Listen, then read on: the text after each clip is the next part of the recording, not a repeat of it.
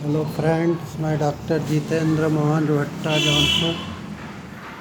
Mobile number 91 40 48 21 04, 99 35 67 37 44, 93 365 24 24 4। आज हम लोग काली आयोडाइड, काली हाइड्रो आयोडाइड के टीबी के रोग के बारे में, होम्योपैथिक मेडिसिन के बारे में बात कर रहे हैं। इस दवा का बहुत अधिक प्रयोग एलोपैथिक चिकित्सकों द्वारा किया जाता है। मैंने दो कारणों से इसको बहुत अधिक इस्तेमाल नहीं किया। एक तो इसका प्रयोग करने के पक्ष में नहीं हूँ। दूसरे, हनीमन ने इस औषधि की इतनी व्यापक परीक्षा की है जितनी कि काली बाइक्रोमिकम 30 या 200 की। मैंने इसे श्वास यंत्र की एक विशेष तकलीफ में बहुत अधिक लाभप्रद पाया है। तेज सर्दी लग जाने और निमोनिया के आक्रमण के बाद यदि रोगी की खांसी काफ़ी समय बाद भी दूर नहीं होती है और ऐसा लगने लगे कि रोगी क्षय रोग के चंगुल में फंसने जा रहा है, छाती के बीच से बहुत अधिक बलगम निकलता है और छाती के अंदर से दर्द उठकर दोनों कंधों के बीच वाले स्थान तक पहुँचे, काली बाइक्रोमिकम 30 या 200 दाहिने छाती के भीतर से पीठ तक पहुँचने पर काली कार्ड 200 या 1000 नंबर तथा रात को रोगी को बहुत राहत मिलती है। मैंने उक्त लक्षणों वाले क्षय रोग के संभावित अनेक रोगियों को इस दवा के प्रयोग से पूरी तरह रोग मुक्त किया है। अपने चिकित्सकीय जीवन की शुरुआत में मैंने आउंस पानी में मूल औषधि को 2 से 4 ग्रेन मात्रा डालकर औषधि तैयार की और 1 ड्राम मात्रा में 3 खुराक के हिसाब से उसका इस्तेमाल किया। आधी दवा खिलाकर मैं उसमें फिर पानी मिलाकर औषधि की मात्रा 4 आउंस कर देता था। यह क्रिया तब तक दोहराता था जब तक कि रोगी पूरी तरह अच्छा नहीं हो जाता है। कई वर्ष बाद इन्हीं लक्षणों का एक और रोगी मेरे पास आया।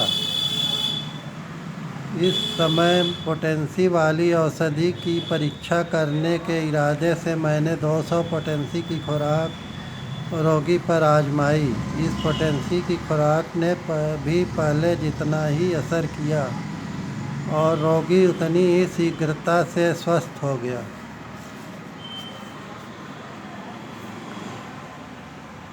इस प्रयोग के बाद से मैं सदैव कम पोटेंसी की ही इस औषधि का उपयोग करता रहा हूँ। 2 अन्य दवाओं में भी इस दवा के लक्षण विद्यमान होने पर भ्रम हो सकता है। सैंगुनेरिया 30 या 200 और स्टेनम 30 या 200, इन तीनों दवाओं के रोगी बहुत अधिक मात्रा में गाढ़ा बलगम थूकते हैं, लेकिन स्टेनम 200 के रोगी के बलगम का स्वाद ही मीठा रहता है और सैंगुनेरिया में रोगी के बलगम का श्वास दोनों में एक प्रकार की बदबू रहती है। यह बदबू इतनी अधिक होती है कि रोगी स्वयं ही उसका अनुभव करता है।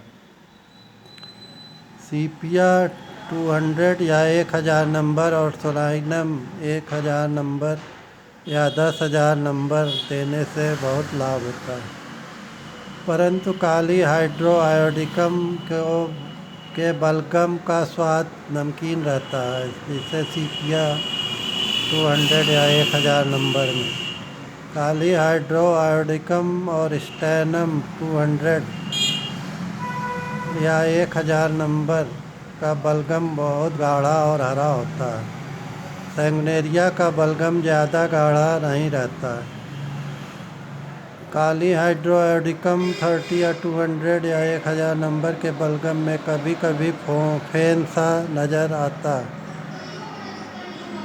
लेकिन मेरी राय में इसका सबसे प्रधान लक्षण है भारी हरा नमकीन बलगम।